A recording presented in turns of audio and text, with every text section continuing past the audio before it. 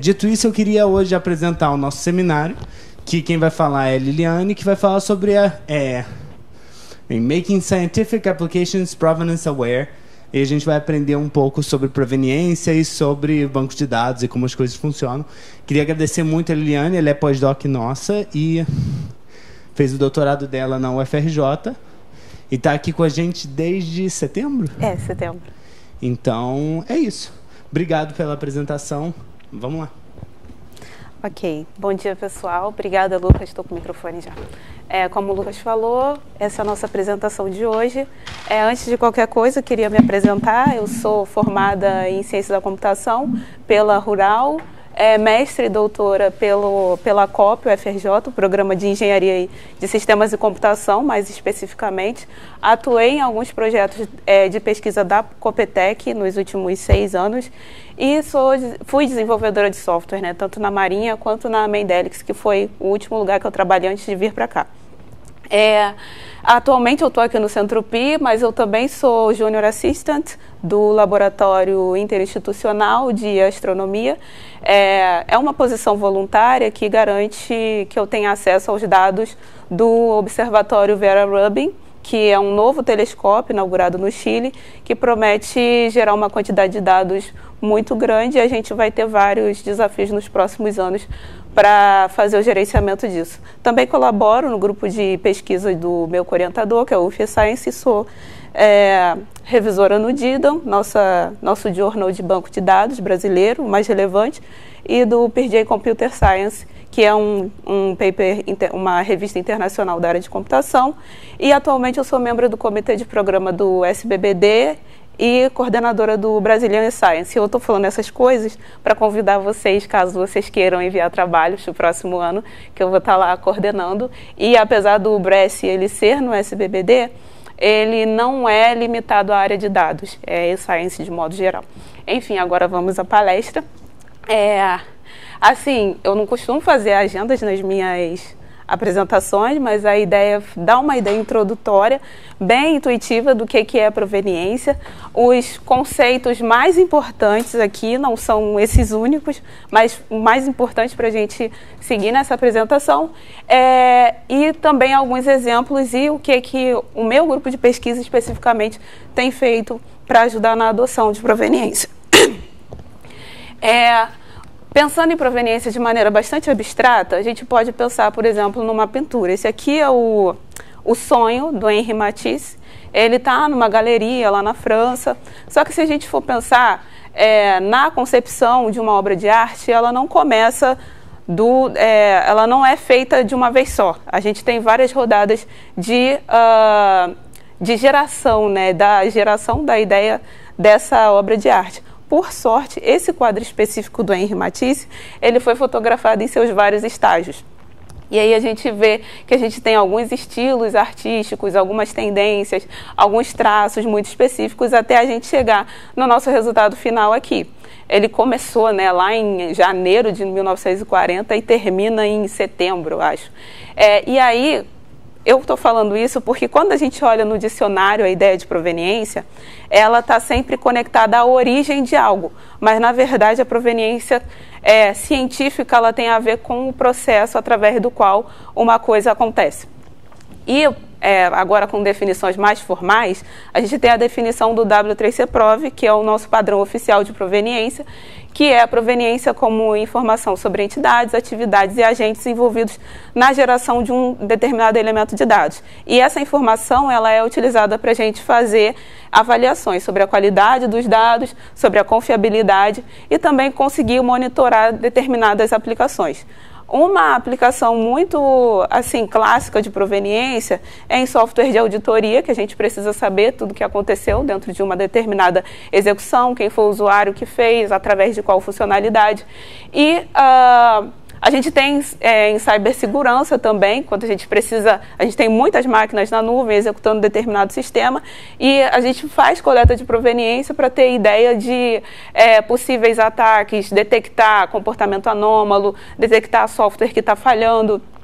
E nas aplicações científicas, proveniência é bastante utilizado quando a gente tem um processo de tentativa e erro que é muito longo, ou aplicações que, por exemplo, são parametrizáveis e a gente coloca para rodar, elas vão demorar 5, 6 dias lá executando, e aí no meio do caminho a gente acompanha através de um software de proveniência, a gente faz um monitoramento dessa aplicação para a gente ter ideia do que está acontecendo ali e tomar decisões a partir disso.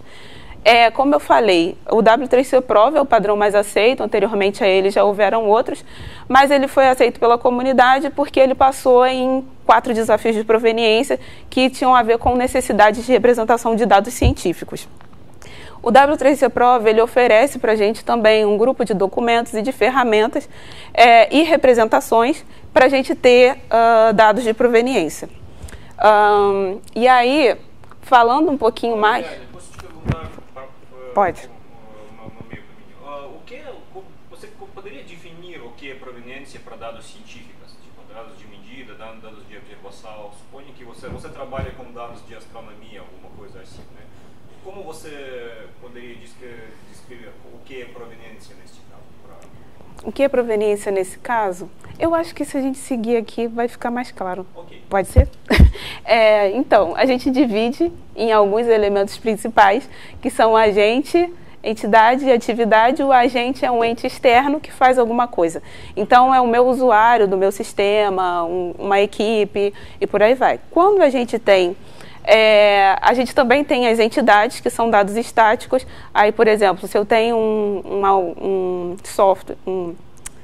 uma função que a partir de uma determinada entrada, gera uma quantidade de números aleatórios, a minha entrada ela é uma entidade e a saída também. E essa função ela é uma atividade dentro desse modelo. E aí a atividade é a transformação de dados, né, especificamente.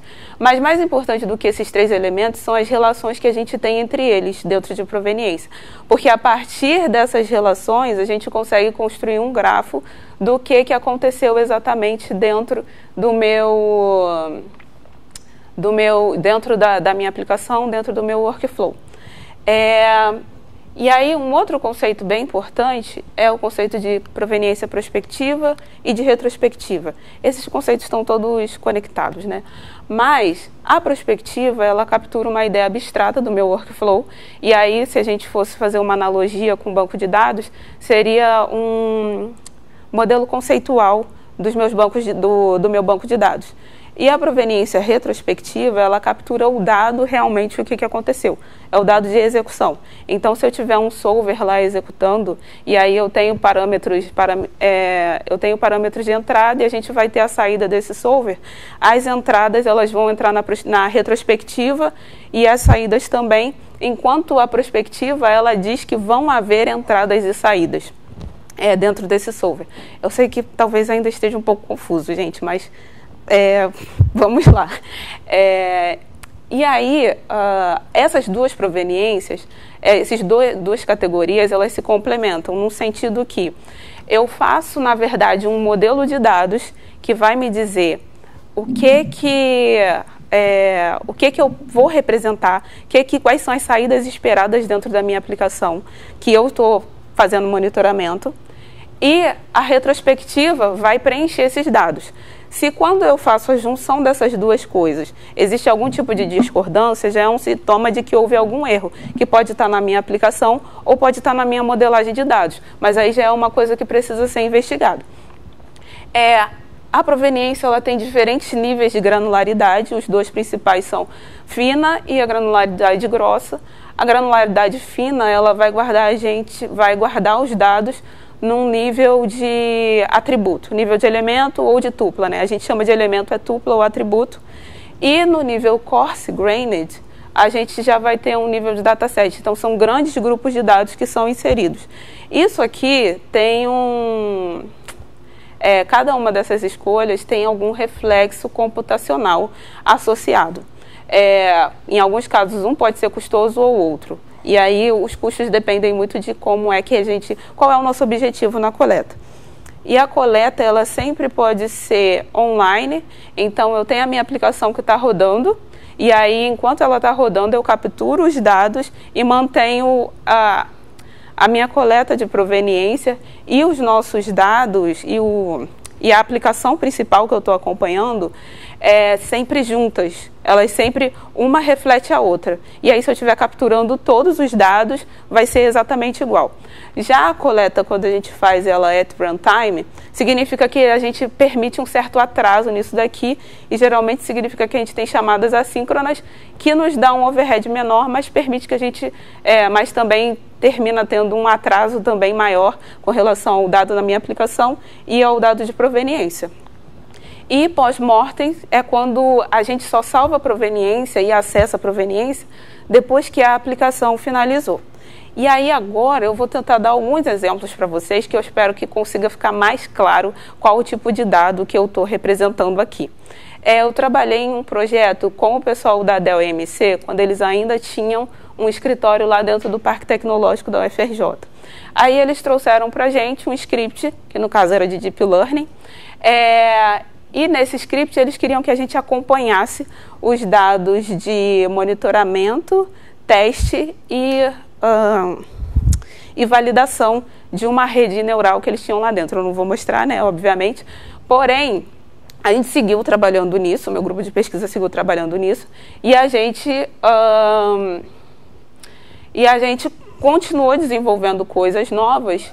E aí começamos a fazer o monitoramento também dos modelos, fazendo monitoramento de adaptação, e com os dados de proveniência a gente consegue fazer como eu diria, a gente consegue representar os dados de maneira separada, mas depois juntar através de queries dentro de um banco de dados.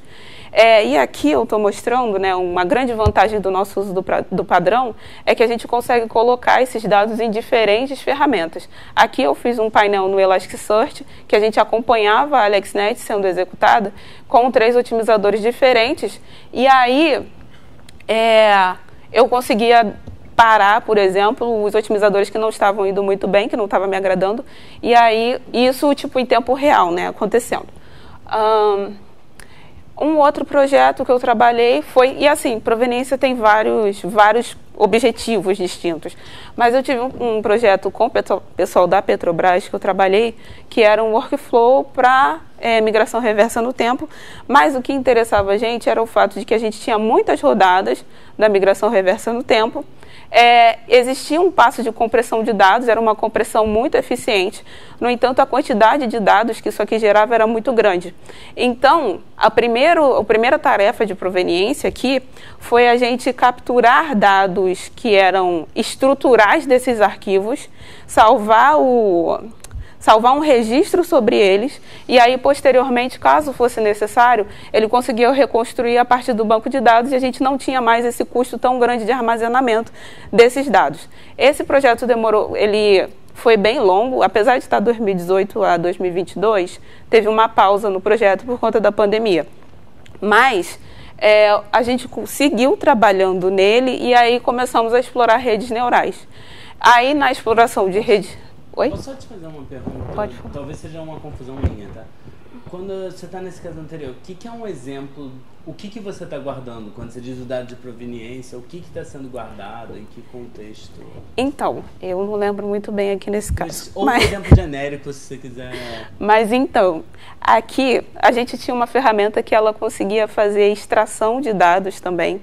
Mas aqui nesse caso a gente salvava, né, a localização do tiro, a localização do tiro em X, a localização do tiro em Z, alguns dados do sismograma, coisa de correlação, o arquivo que ele gerava de correlação. Aí tinha também as seções migradas, não está mostrando aqui, e alguns dados que o cientista de domínio, ele dizia que eram importantes para ele, só que agora eu não vou lembrar, ele fazia alguns cálculos em cima desses arquivos e também salvava associando essas coisas. Dentro desses arquivos, ou fora desses arquivos? Fora dos arquivos. Sempre fora dos arquivos, porque isso aqui ia ser descartado. Os arquivos intermediários eram descartados. Esses arquivos são intermediários? Né? Sim, esses daqui são intermediários. E aí vocês salvavam a informação de quem fez o dado, de quem... Sim, também. De como ele foi produzido. Aquele gráfico que você mostrou no começo, você guardaria isso? Sim, eu poderia guardar. Só que nesse caso aqui, como a gente não queria aumentar muito o overhead, a gente salvava a mínima quantidade de dados possíveis. Então não tinha muito, por exemplo, quem foi o ator envolvido nessa execução. A gente guardava só, por exemplo, os dados... os dados aqui dessas imagens intermediárias da sessão migrada e eu acho no final da sessão empilhada. Enfim. Isso não fica muito caro, não, né? Então, por isso que nesse caso aqui a gente salvava só o que era de interesse. E aí, assim, a gente não salva tudo. Tem ferramentas de proveniência que vão salvar todos os dados, vão acompanhar a execução por completo. Nesse caso aqui, a gente salvava só dados de interesse. Então, era 3 ou 4 funções dentro da RTM, que elas tinham alguns parâmetros que o cientista de domínio achava importante, e aí a gente salvava exatamente essas.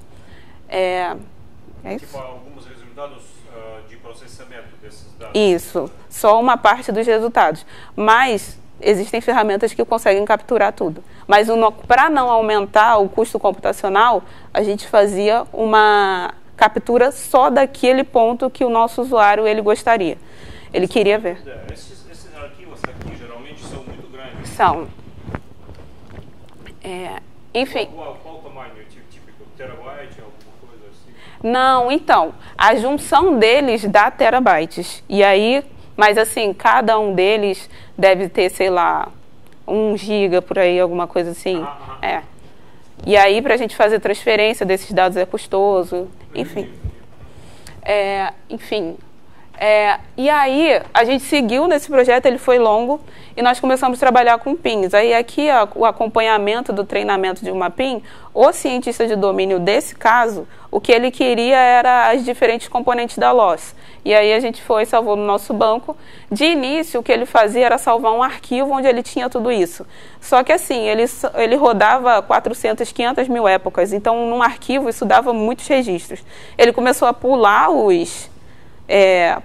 ter um intervalo maior entre as épocas, mas quando a gente começou a salvar usando proveniência, a gente conseguiu diminuir o intervalo e salvar muitos dados, e ele conseguia fazer processamento disso utilizando SQL e ferramentas de banco de dados, que a gente também permitia que ele usasse interfaces e por aí vai. E aqui, por último, no mesmo projeto, assim, o projeto começou a ter uma parte de machine learning muito forte. E aí a gente começou a salvar proveniência de todas essas coisas. Aí a gente tem proveniência das entradas aqui, que esse modelo aqui é um substitutivo da RTM, se eu não me recordo corretamente. Aí a gente tem aqui uma quantidade de amostras, né? E aí ele queria acompanhar, saber tipo, qual é a saída, qual o tempo final que demorou para fazer o treinamento todo e as métricas associadas. E aí, basicamente isso. Esse projeto específico, ele teve o que a gente chamava de fase 2, que a gente não fazia a exploração apenas da RTM. Só que aqui nessa parte, a gente já teve um desafio com relação à proveniência mesmo, porque cada parte do workflow ela estava sendo executada de maneira separada. E aí a gente precisava encontrar métodos automáticos de fazer a conexão entre essas partes a partir dos arquivos que a gente fazia a captura. E aí, essa foi uma das últimas tarefas desse projeto. E assim, desde lá da Dell, a gente teve vários problemas utilizando containers dentro de HPC, e aí a gente percebeu que existia uma necessidade também de fazer o registro dos containers que a gente estava executando. Aí aqui a gente tem uma exemplificação do uso dela lá no Santos Dumont, capturando também os dados dos containers associados. Aí, assim, aqui, cada uma desses nomezinhos aqui é um mnemônicozinho que significa um container que também tem uma base de dados associada. Enfim, eu acho que agora, talvez vocês estejam pensando, tipo, que tipo de ferramenta que a gente usa nesse contexto aqui. E aí, a gente pode pensar... Explicar um pouco sobre o que você quantificou quando falando sobre incerteza. O que quantificou? No slide anterior. Aqui, quantificação de incerteza. No qual sentido você quantificou incerteza nesse caso? Assim, você pode exemplificar essa pergunta? Porque para mim ficou um pouco confuso. A pergunta é assim, quando você fala de quantificação de incerteza, você deu um desvio padrão para cada ponto? Você trouxe algum intervalo de confiança? Então, o objetivo... tinha intervalo de confiança, mas o objetivo final desse projeto aqui era a gente gerar um horizonte sísmico. E aí, cada ponto do horizonte sísmico, ele ia ter o grau de confiança daquilo dali, e aí também todas as execuções que estavam associadas. Por isso que a gente fazia a captura de proveniência, na verdade. A gente fazia o grafo, né? Era para a gente conseguir voltar no tempo, nos dados originais que foram utilizados. E aí, quando a gente começou a usar rede neural, a coisa ficou um pouco mais bagunçada.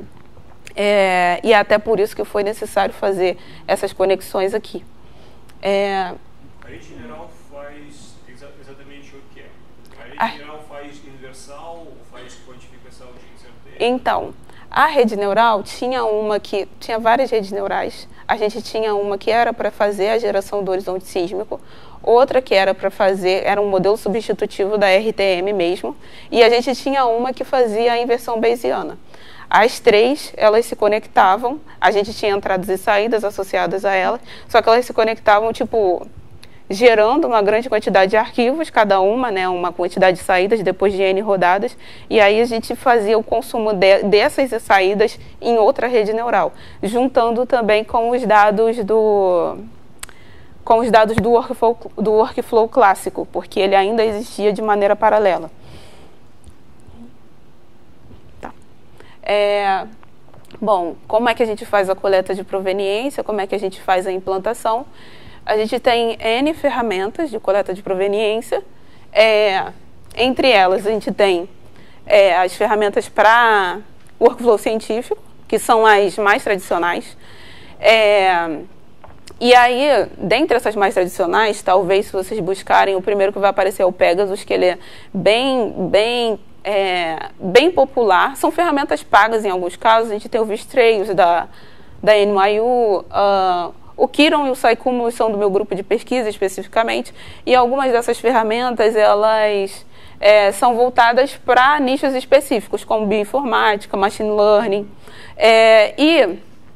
só que essas ferramentas elas geralmente demandam que a gente faça um processo chamado especificação, que é você escrever o seu workflow todo dentro daquela ferramenta. Já quando o seu workflow já está escrito, que é geralmente via script, existem outras ferramentas que fazem captura em script. O exemplo é o NoWorkflow. O NoWorkflow é até do pessoal da UF, da Vanessa Braganholo. O NoWorkflow ele é utilizado para workflows em Python, para scripts em Python, e as workflows já é agnóstico, DevAnalyzer também. A DevAnalyzer é do meu grupo de pesquisa. Só que essas ferramentas, em alguns casos, elas demandam um processo de instrumentação, que é basicamente você definir a perspectiva. Existem outras ferramentas que não entram em nenhum dessas classificações, mas é importante colocar que, por exemplo, quando a gente tem um centro de HPC, a maior parte deles já oferece alguma ferramenta de proveniência. Um exemplo desses é o Paraver, o Compass, PyCompass, que são todos do Barcelona Supercomputing Center, o Science Capsule, que é do Lawrence Berkeley. O Science Capsule ele é bem interessante para quem faz trabalho para cientistas que trabalham com bancada, tipo o pessoal de bioinfo, biologia, e ele é quase que um diário de laboratório, né? E o ProvLake, que é da IBM. E aí, na minha tese especificamente, eu abordo como é que a gente faz para fazer a implantação disso. Esse é o ponto da minha tese. E a implantação containerizada disso daqui. Basicamente, quando a gente vai colocar um workflow dentro de containers, a gente vai ter vários desafios. Provavelmente vocês não lidam com esses desafios, porque a maior parte das coisas que vocês usam é TensorFlow, que já é um software bem arredondadinho. Mas a gente precisa, né, primeiro, saber como é que esse workflow vai estar sendo dividido em diferentes containers, qual é o meu trade-off de gerenciamento relacionado a isso, como é que eu faço para integrar essas coisas, qual o custo de cada uma das opções e, posteriormente, qual é o custo para integrar a proveniência, porque em alguns casos a gente não tem. E aí, na minha tese, eu faço uma avaliação de tudo isso, proponho uma ferramenta que nos ajuda a fazer a execução de tudo isso. Só que assim, no meio do caminho, eu trabalho com container desde do mestrado.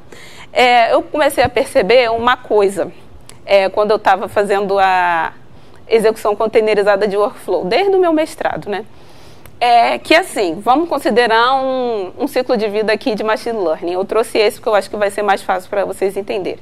Aí, apesar dele não me favorecer muito, mas a gente tem cada uma dessas caixinhas aqui, é um container, cada uma dessas caixinhas coloridas. É um container que faz a execução dessa atividade específica do meu workflow. Quando eu estou usando container, geralmente eu vou trocando de container, troco a versão, volto uma versão, troco de engine de container e por aí vai. Vou fazendo assim, vou trocando várias coisas que vão me favorecendo, né? Dependendo da máquina que eu utilizo.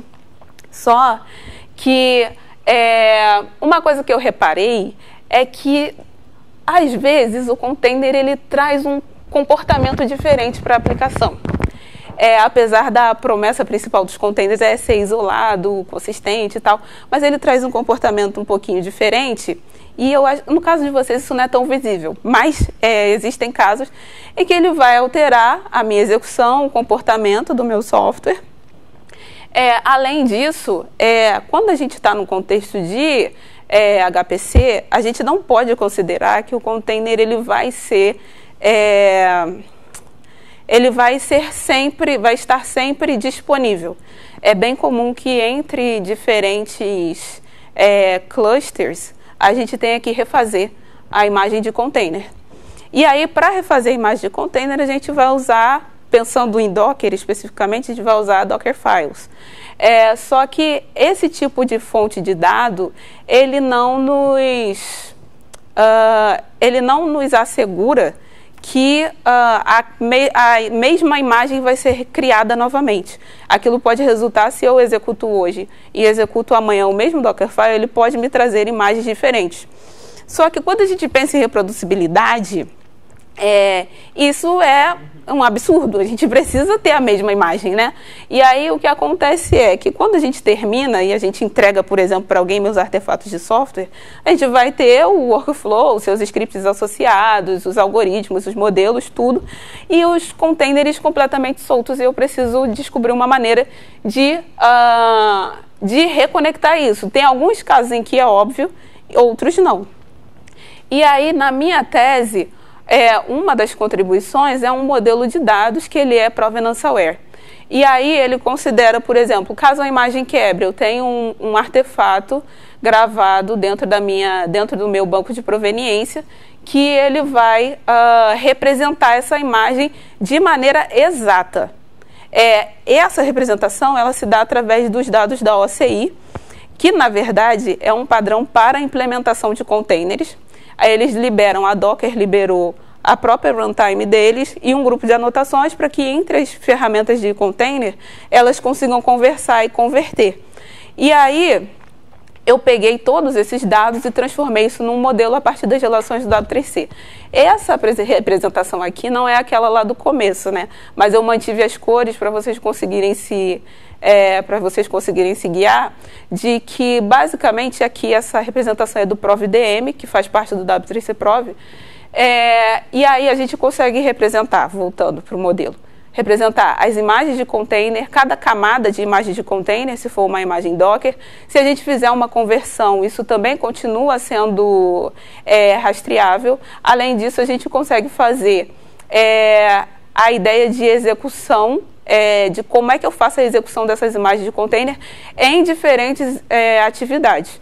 Esse modelo também facilita a diminuição de sprawl de container e também a ideia dele não é ser um substituto das outras ferramentas de proveniência, mas complementar a proveniência de ferramentas que já existem e que falta o conhecimento relacionado ao container especificamente.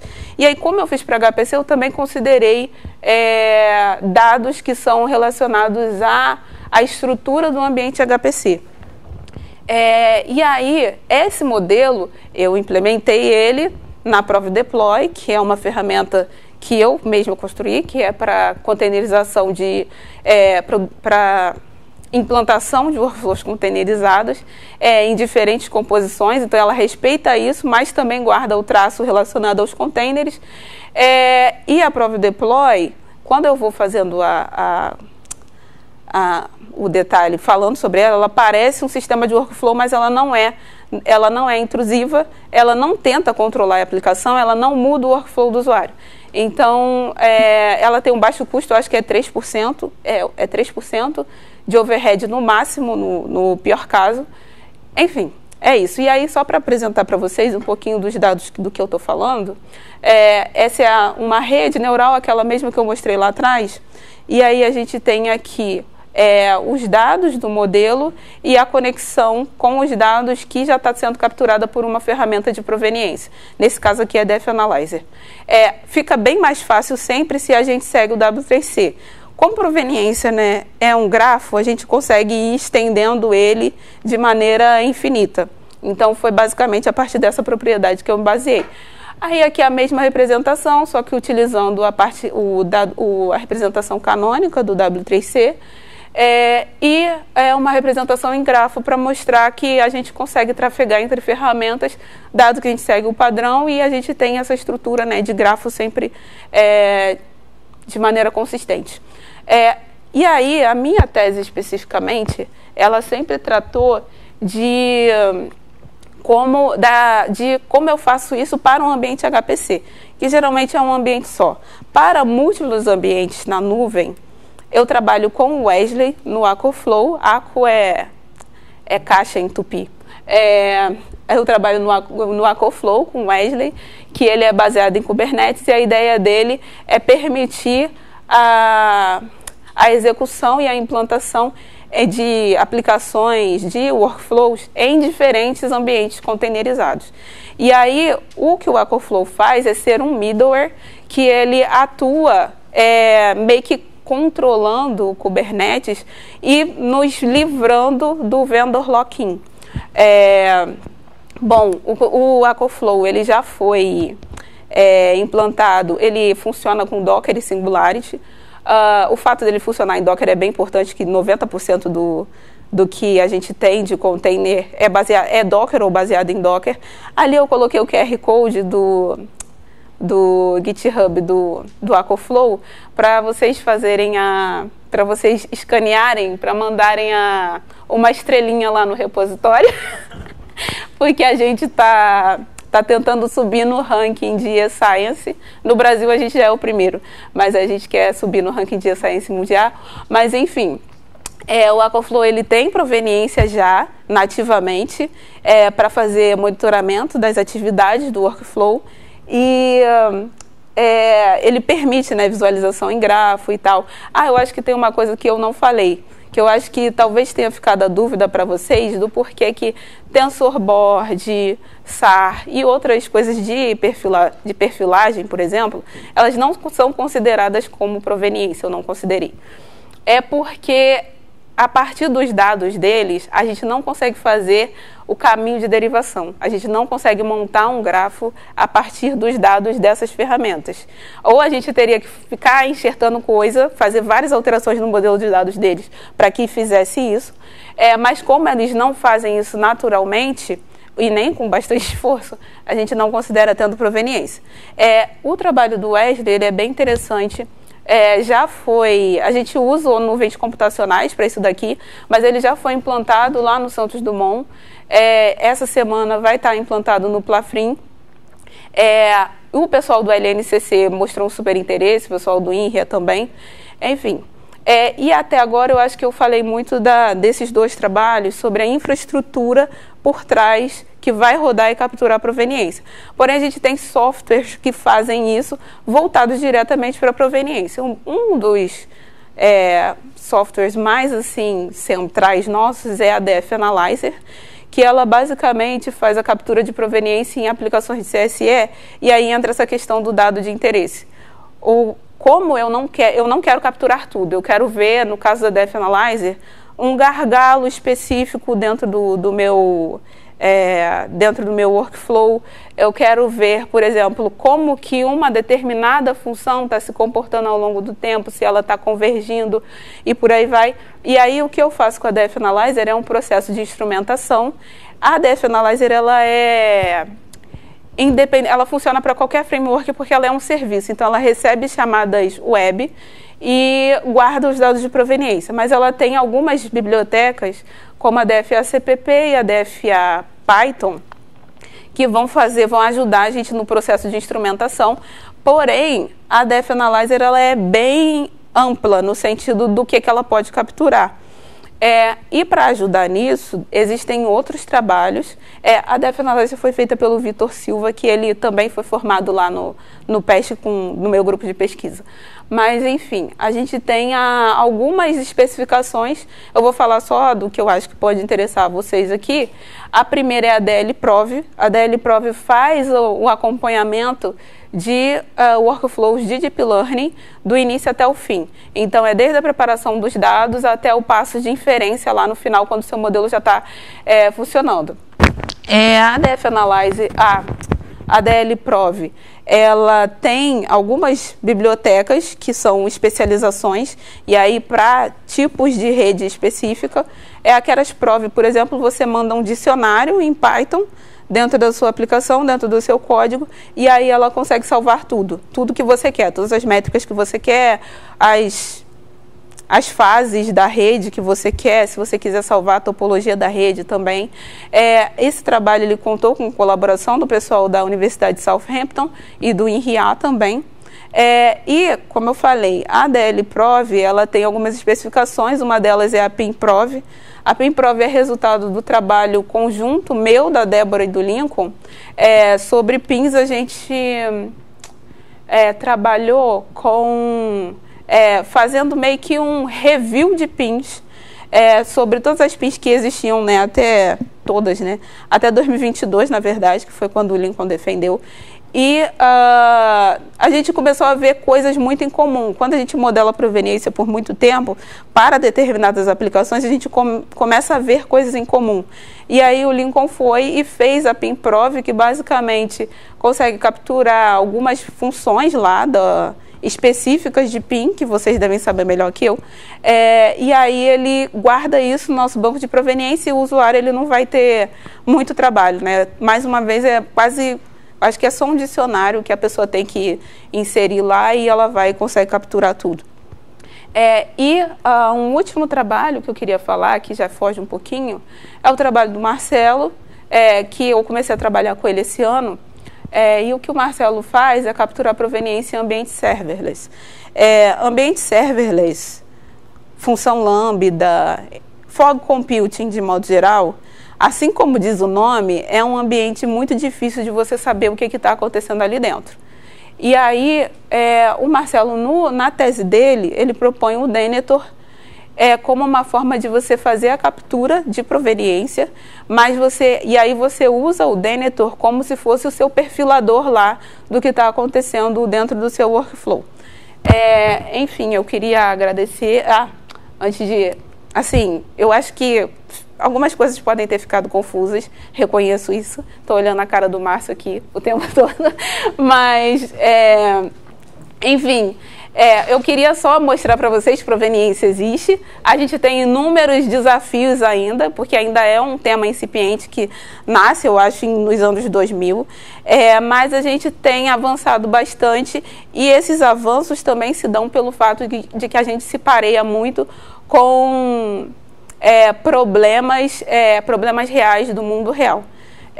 Enfim, gostaria de agradecer a todo mundo aqui que me ajudou nessa apresentação. A professora Marta, minha antiga orientadora, ela me deu os 2 primeiros slides do Henri Matisse, e o resto do pessoal me ajudou com prévia aí na coisa dos slides. Enfim, obrigado, gente, pela presença. É isso.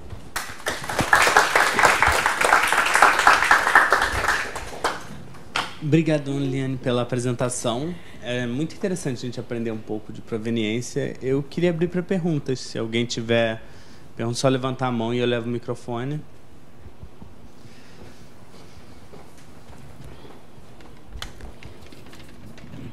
Bom dia, Liliane. Muito obrigado pela apresentação. Eu fiquei interessado em saber realmente como que, tipo, essa biblioteca vai captar a informação. Se é algo que tem que ser definido desde o começo do projeto, ou se é algo que você, tipo, se o projeto já está meio que pronto, como que você integra essas duas coisas? Como que você vai, pelo menos, saber que, treinou esse modelo, o treinamento acabou, aí, tipo, avaliei o modelo, deu essa métrica. Como que você capta esse tipo de informação? Então, é aí que entra o processo da instrumentação. Independente da altura que você tiver no desenvolvimento da sua aplicação, você vai fazer basicamente, por exemplo, eu quero capturar a minha função de treinamento.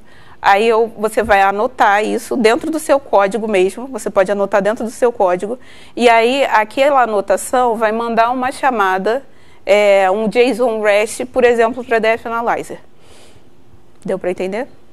Você simplesmente adiciona pontos de código nos seus dados de interesse. E é isso. E aí meio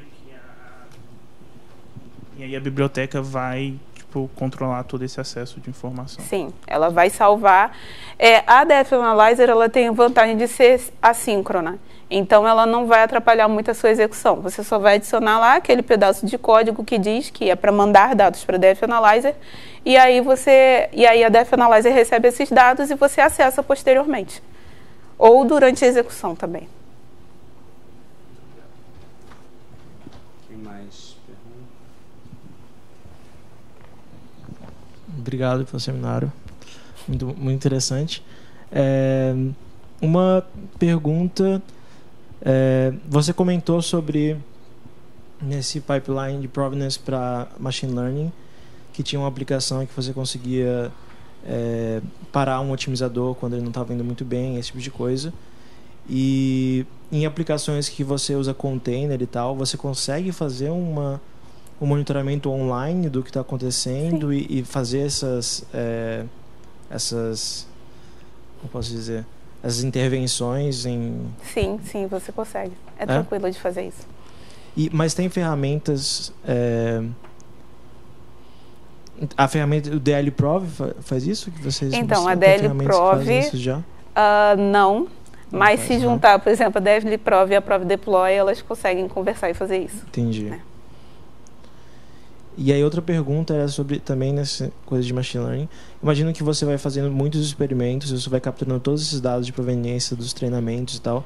Existem metodologias de analisar esses dados para entender o que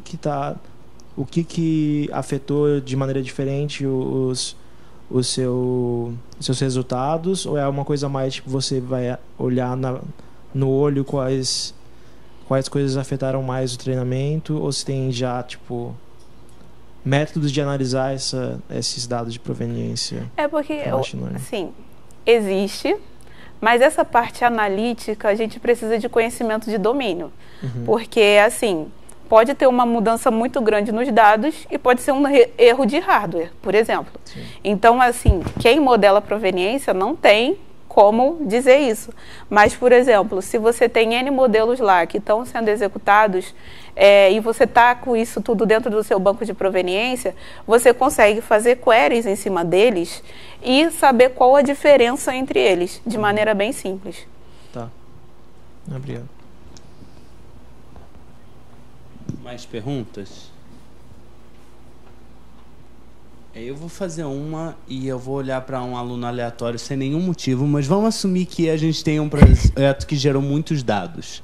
Eu conseguiria usar a proveniência para pensar em que modelos eu quero deletar, que dados eu gostaria de deletar, combinando um pouco proveniência com conhecimento do especialista, porque, por exemplo, você pode ter um projeto que você está salvando modelos a cada 15 minutos e você vai treinar por muito tempo. Então, usar proveniência um pouco para não ficar com teras e teras de memória que você esteja salvando, seria algo possível? Sim, seria algo possível, e eu acho que é um dos nossos grandes objetivos com proveniência, porque assim, tem proveniência para adaptação, Mas quando a gente faz o monitoramento, a gente também consegue saber muita coisa que dá para descartar. Assim como, por exemplo, você conseguir parar uma aplicação antes dela gastar o tempo todo, economiza recursos computacionais, a ideia também é essa. De, em alguns casos, usar o nosso dado de proveniência também como um guia de tipo coisas que eu posso deixar de fazer, arquivos que eu posso não salvar, dados que não são muito relevantes para a minha aplicação e que eu posso jogar fora. É isso. Que isso, assim, memória para a gente é um problema bem importante em Machine Learning. Então, você tem uma boa ideia de será que o arquivo X pode ser deletado e eu não vou atrapalhar o projeto, seria algo muito interessante. Sim. Mais alguma pergunta que alguém quer fazer?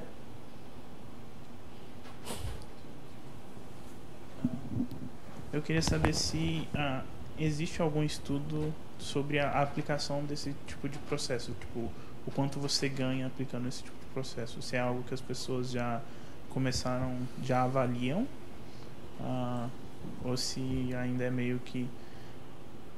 Você sabe que é algo bom porque parece que vai organizar seu código, tem várias vantagens, mas se as pessoas realmente já avaliaram a aplicação disso industrialmente, assim. Sim, eu acho que aí você tem que olhar bastante na revisão de literatura da DLProv, porque, assim, pensando em Deep Learning, para as outras áreas já é meio que coisa, porque eu acho que Deep Learning não deve ter, sei lá, 10 anos que a gente tem trabalhado em cima disso. Mas para outras áreas a gente já tem uma amostra da importância.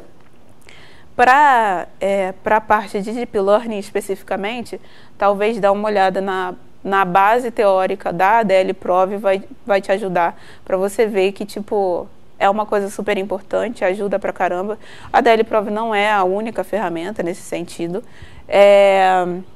E todas elas mostram, todos esses estudos mostram que, tipo, existe um benefício associado muito grande.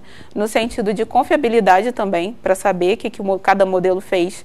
Eu não falei aqui, mas, por exemplo, a gente teve um caso lá do nosso cientista que trabalhava com pins, que ele ele fazia inúmeros modelos, eu acho, igual vocês fazem aqui, e ele submeteu um artigo, o artigo passou, só que pediram mais informações. E não tinha mais como a gente executar aquilo dali, não tinha tempo hábil por conta do Santos Dumont. E aí o que a gente fez foi, vamos olhar a base de proveniência que ela vai nos dar todos os dados associados a isso. Por sorte, a Débora, que cuidava dessa parte da proveniência, ela tinha lá tudo guardadinho.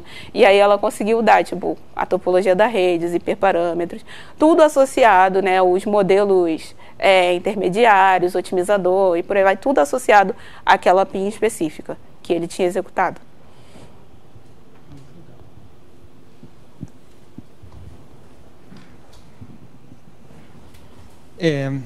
Eu tenho uma dúvida, se tu sabe de possíveis avanços de suporte por hardware disso, porque, assim, um problema que eu já tive em alguns projetos é reprodutibilidade por causa do driver do kernel. Então, por exemplo, trocou a GPU, se atualizou o teu driver e aí os resultados não são iguais por causa da não associatividade do float, sei lá, eles trocam muito as coisas. E aí, assim, o kernel, o Docker em geral reaproveita o driver, né? Então tu acaba esbarrando nesse problema de reprodutibilidade. Sabe se, assim, teve algum avanço em relação a isso, além de, sei lá, guardar a tua GPU em algum cofre e manter uma máquina virtual, assim? Mas aí, quando você está falando de avanço, você está querendo dizer maneiras de contornar esse problema? Não sei se, tipo, tem alguém que está começando a colocar proveniência no hardware mesmo para, sei lá, ou não sei, tentar fazer uma GPU virtual, alguma coisa assim. Se tu sabe de alguma coisa em relação a isso? Ou... Então, eu acho, na parte de containers, que é o que eu mais tenho domínio, a gente tem o NGC, que é o NVIDIA GPU Cloud. E o NGC, ele oferece, né, diferentes imagens lá de container para você baixar e utilizar.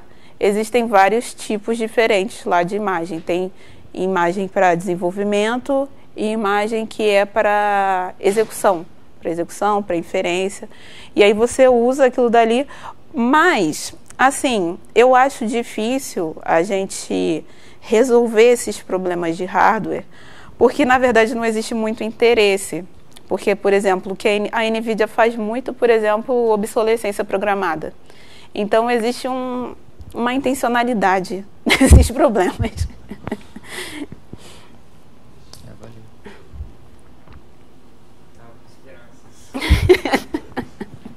Mais alguma pergunta que alguém queira fazer?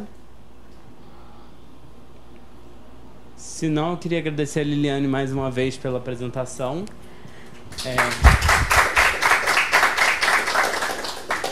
E obrigado a todos por participar. É isso.